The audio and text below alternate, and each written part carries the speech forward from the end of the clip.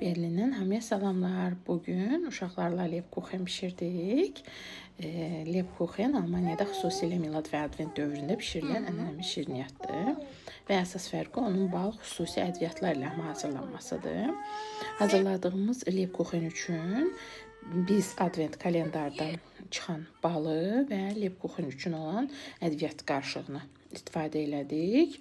Ona kərə yağı lazım bizə, un, pesok və bir çay qaşığı soda.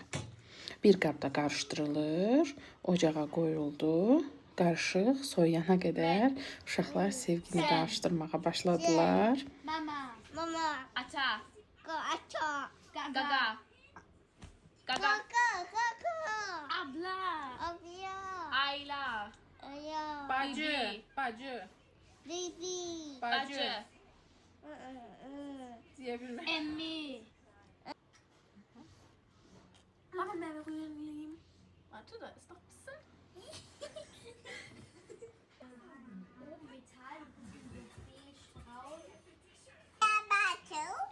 Xəmir soyuyandan sonra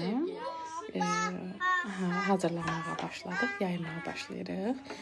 Sevgi hər zamanki kimi istəyirdi ki, hamısı onun olsun. Lebkuchen bizim evdə belə hazırlanır. Biraz ədviyyat, biraz bal, çoxlu uşaq gülüşü və birlik.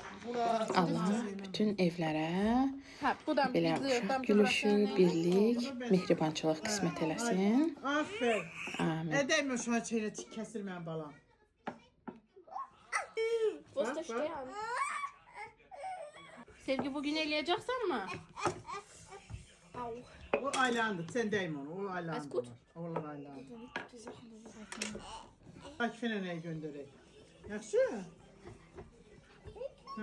Birinde ondan elə, iki tane. Bir Nimet var, birini Akif'e neyi. Sənətkar iş başındadır. Verir da verir. Sen niye dalaşırsan hanımına? Sen Ne? elemedin hele. Ne? Ne istiyorsan? Steine. Sen de bilsene. Ne?